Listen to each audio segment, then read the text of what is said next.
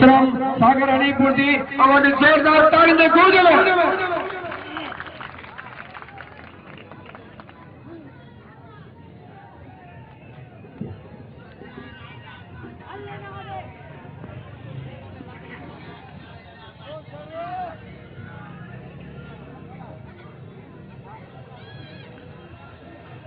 बुधायो फतवा फिरोशन जे पेशवाउन खे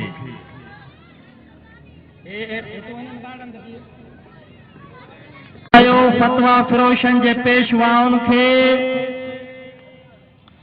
खाकी वर्दीअ जे खुद साख्ता खुदाउन खे मुनाफ़िक़नि जे गिरोहनि जे सरबराहनि खे त वक़्तु क़यामत जो कीन क़ाइल आहे।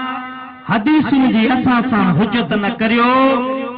शरीयतुनि सां हीअं साफ़ थी की न सघंदा। हाणे पटकनि जे वरन जो ही वचन आहे त ससुईअ जे तेज लुटण जो त सूर सहायोसीं, पर भंभोरनि जा कत्ल मौत थी की न सघंदा। असां थूहर जो थञ तपी सघूं था, असां थूहर जो थञ तपी सघूं था, पर थर जे मोरनि जा कत्ल मौत थी की न सघंदा, ॼाऊं शोरनि जा कत्ल मौत थी की न सघंदा, ऐं थोड़ी फाटक जा कत्ल मौत थी की न सघंदा। इससे ते वेठा मानवरा के हरंसारी साहब, भा अमजद मलिक साहब, अली रजा खासकेली, बासर तुलिया साहब, महबूब अबरा, आसिफ राहूजा, रूपला चौहान साहब, स्टेज ते वेठे ॿिया मुंहिंजा साथियो ऐं मुंहिंजे साम्हूं हिक खां सवाइ हिकिड़ीअ खां सवाइ ॿिया मुंहिंजूं भेनरूं, माइरूं, अदरियूं ऐं हिन पिंडाल में हिन धरतीअ जा वारसो साथी भेणो जीअं सिंधु देश जी जीएम सैयद भवे मां हिन अमरिन खे गुज़ारिश कंदी पंहिंजा ॿार संभालियो, ख़ासि करे ज़ुल्फ़िकार सूमरे जा जेके जिननि जा बच्चा हननि खे वेहनि ई नथा।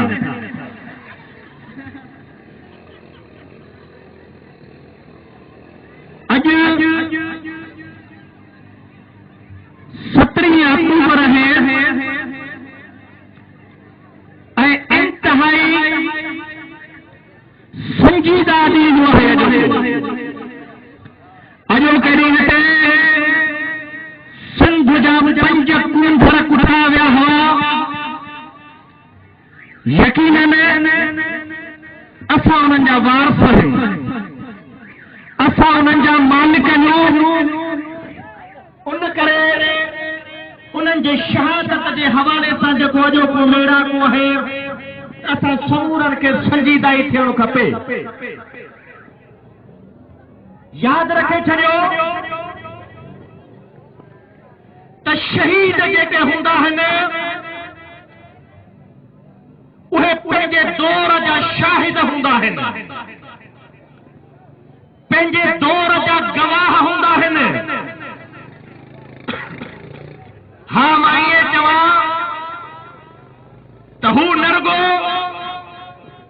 पंहिंजी क़ौम जी सूंह, पर पंहिंजे वतन वारनि जा सूंह हूंदा आहिनि, दग ॾेखारण वारा हूंदा आहिनि। ईअं न सम्झो त के शहीद ख़तम थी विया, ईअं न सम्झो शहीद मरी विया। हा, अॼु शहीदनि जे हवाले सां हेॾो सारो मेड़ाको जो ही पढ़ी जंहिंजूं हेतिरियूं सारियूं न्याणियूं, जंहिंजे लाइ कंहिं चयो आहे जीए जीए सिंधु सदाई मुंहिंजी अबाणी, जंहिंजी हर न्याणी बख्तावर जो रूप आहे। अॼु हेॾे सारे तइदाद में हिते मौजूदगी ॼण त सबूत आहे त शहीद ज़िंदा हूंदा आहिनि, मुतहरक हूंदा आहिनि, पर केतिरे माण्हुनि खे मुतहरक करण जो सबबु हूंदा आहिनि। अॼु असांखे हिते आणण में जेको बि तहर ते वरतो वियो आहे उन्हनि में शहीदनि जो रक्त जो तहर शामिल आहे। मां तव्हांखे ॿुधायां त ख़ुदि ख़ुदा पाक में पंहिंजे क़ुरान शरीफ़ में शहीदनि जी अज़मत बयान कंदे चयो आहे त शहीद ज़िंदा हूंदा उन्हनि खे मुअल न सम्झो। ऐं ताईं बि चयो वियो आहे त शहीदनि खे ख़ुदा फरमाए थो मां खाधो बि पहुचाईंदो। शहीद एॾी अज़मतुनि वारा हूंदा आहिनि जो हक़ीक़त में क़ौमुनि जे लाइ इंतिहाई फ़ख्र जो सबबु हूंदा आहिनि। अॼु मां हिन मौक़े जो फ़ाइदो वठंदे जीअं त असांजो हिते नियाणियूं वेठियूं आहिनि मां हुननि खे बि सम्झायां थो ॿुधायां थो अॼु शहीद जे हिन क़ौमी इतिहास ते तव्हांजो हिते मौजूद हुजणु हिते अचणु तारीख़ में नंढी ॻाल्हि न अथव। तव्हां पंहिंजो किरदारु अदा कयो आहे ऐं यकीनन सिंध जी तारीख़ में अॼोको ॾिहाड़ो फरीदनि में शहीद बशीर खान कुरैशी जौन में तव्हांजो हिते अचणु मुंहिंजे हिन नियाणियुनि जो तमामु वॾो किरदारु लिखियो वेंदो। हीअ ॻाल्हि तव्हां ॿुधो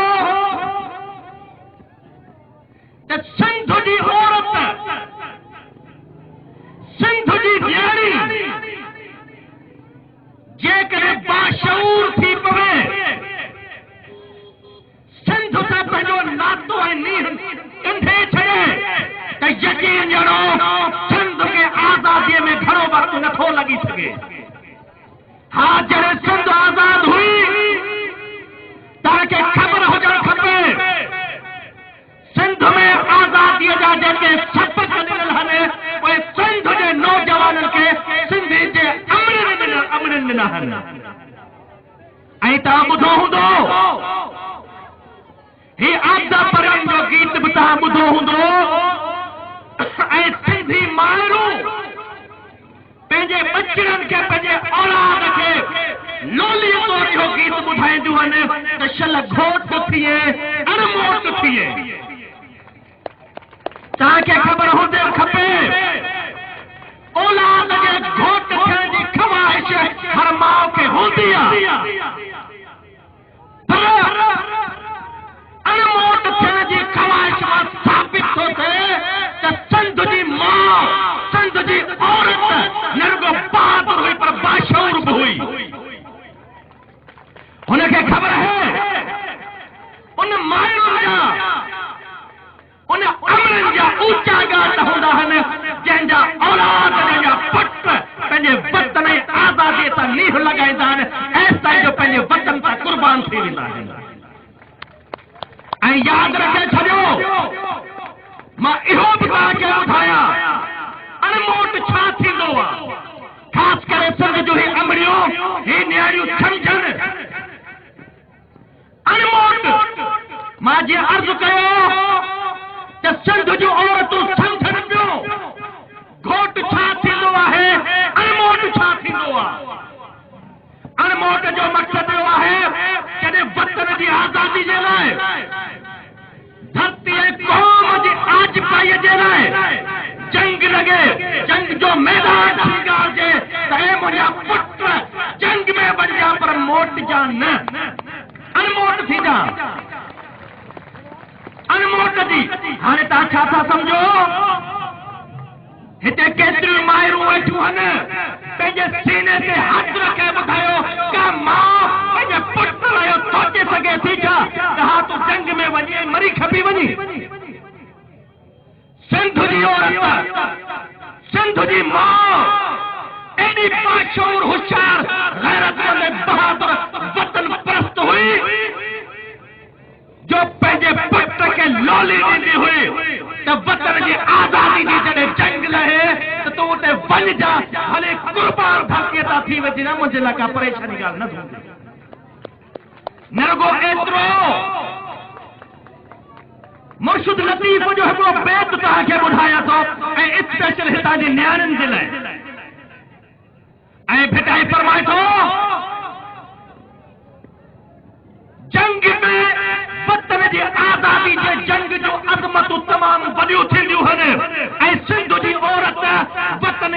के समझती हुई तॾहिं भिटाई साहब फरमायो हो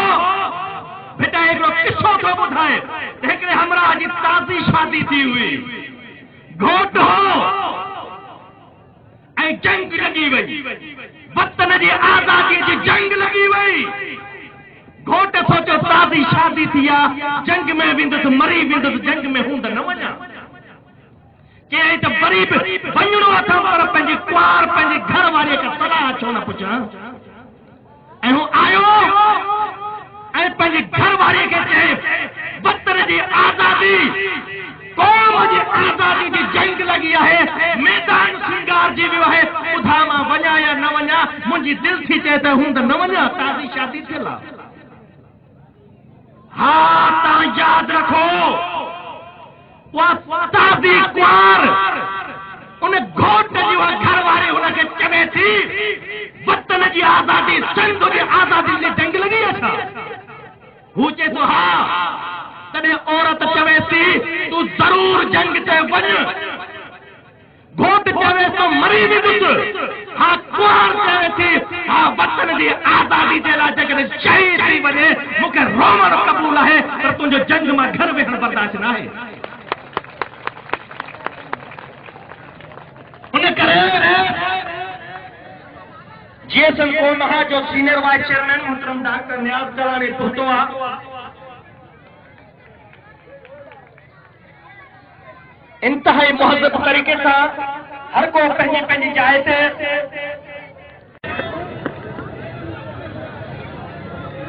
त उहा सिंध जी बहादुर औरत पंहिंजे मुड़ुस सां मुखातिब हुई मुर्शिद लतीफ़ जे लफ़्ज़नि में मर मरी ऐं रोई मोटिया मकांध छो त कचन वॾा पांद जीअण थोरा ॾींहड़ा ही बेत भिटाईअ जो बेत आहे ऐं सिंध जे उन औरत जे वटां भिटाई साहब चवरायो आहे पंहिंजे मुड़ुस खे चवे थी वतन जी आज़ादी जे लाइ मैदान सिंगारियो वियो आहे जंग लॻी आहे हा तूं वञ भली मरी वञ मूंखे रोवण क़बूल आहे पर मोटी न अचिजां जंग जे मैदान मां भॼो ऐं भॼी अचिजां छो सिंध जी औरत खे ख़बर आहे सिंध जे उन न्याणीअ खे ख़बर आहे हा छो ज़िंदगी तमामु थोरी हूंदी आहे कचन वॾा पांद ताननि महलनि खे सॼो लॻंदियूं आहिनि हा जेका उहा औरत थी चए जेकॾहिं मूंखे कंहिं ईअं चई छॾियो त तुंहिंजो मुड़ुसु जंग जे मैदान मां भॼी आयो इहो मुंहिंजे लाइ मरणो आहे इहो मुंहिंजे लाइ मौत आहे त इहे सभु शयूं असांखे सम्झणु खपे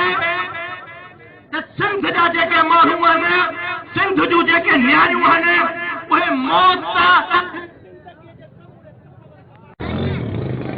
सिंध जा जेके बाशऊर माण्हू आहिनि सिंध जूं जेके ॼाणू बाशऊर न्याणियूं आहिनि उन्हनि खे ख़बर आहे त मौत रुगो विछोड़े जो नालो न हूंदो आहे ऐं इज़त गैरत